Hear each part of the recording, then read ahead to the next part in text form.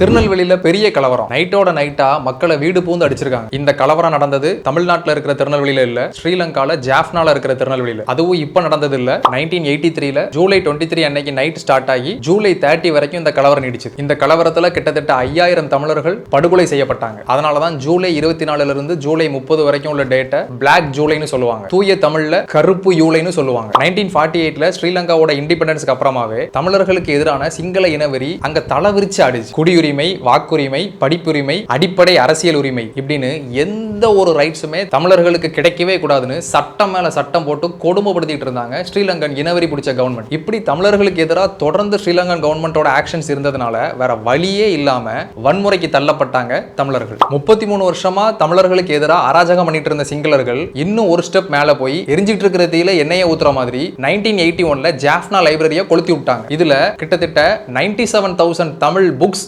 ஓலைச்சுவடி எல்லாமே எரிஞ்சு போச்சு. தமிழர்களோட ஹிஸ்டரி மொத்தமா அழிஞ்சு போச்சு. இதுக்கு பேரு தான் கல்ச்சரல் ஜெனோசைட், தமிழ் கலாச்சார படுகொலை. 3 நாள் கொளுத்திருக்காங்க. இதுக்கு ஸ்ரீலங்கன் கவர்மெண்ட், மினிஸ்டர்ஸ் எல்லாமே உடந்தையா இருந்திருக்காங்க. இதுல இருந்து 2 வருஷம் கழிச்சு சரியா ஜூலை 15, 1983 தமிழின தலைவர் கரிகாலன் அவர்களோட படையில உள்ள முக்கியமான மிலிட்டரி சீஃப் ஒருத்தரை ஸ்ரீலங்கன் ஆர்மி சரவுண்ட் பண்றாங்க. எங்க ஸ்ரீலங்கன் ஆர்மி கிட்ட சிக்கிக்கிட்டா புலிகளோட ராணுவ ரகசியம் எல்லாம் அவங்க கிட்ட போய் சேர்ந்துருமோங்கிற ஒரே காரணத்துக்காக தன்னோட ஜூனியரை வச்சே தன்னை சுட சொல்லி உயிர் தியாகம் செஞ்சாரு நம்மளோட மாவீரர் மிலிட்டரி சீஃப். நம்ம மிலிட்டரி சீஃபோட உயிர் தியாகமும் ஏற்கனவே ஜாஃப்னா லைப்ரரியில இவங்க பண்ண கல்ச்சரல் ஜெனோசைடும் தமிழீழ விடுதலைக்காக போராடிட்டு இருந்த புலிகளை மேலும் கோபப்படுத்திச்சு. சோ இதுக்கு கவுண்டர் அட்டாக் பண்ற மாதிரி ஜூலை 23, 1983 அன்னைக்கு நைட்டு ஸ்ரீலங்கன் சோல்ஜர்ஸ் 13 பேரை புலிகள் கொல்றாங்க. எப்போ புலிகள் மேல ஒரு பிளாக் மார்க் விழும் அப்படிங்கறத எதிர்பார்த்து காத்துட்டு இருந்த ஸ்ரீலங்கன் கவர்மெண்ட் இந்த ஸ்ரீலங்கன் சோல்ஜர்ஸோட இறப்ப சாக்கா வச்சுக்கிட்டு யார் யாரெல்லாம் தமிழர்கள் அப்படின்னு கரெக்டா பார்த்து அவங்கள வீடு பூந்து அடிச்சு தமிழர்களோட கடையை அடிச்சு நொறுக்கி ஒரு 7 நாள் பெரிய கலவரமாகுது. கிட்டத்தட்ட 5000 தமிழர்கள் படுகொலை செய்யப்படுறாங்க. இந்த கொடூரமான நிகழ்வுக்கு அப்புறமா தான் தமிழீழ விடுதலை போர்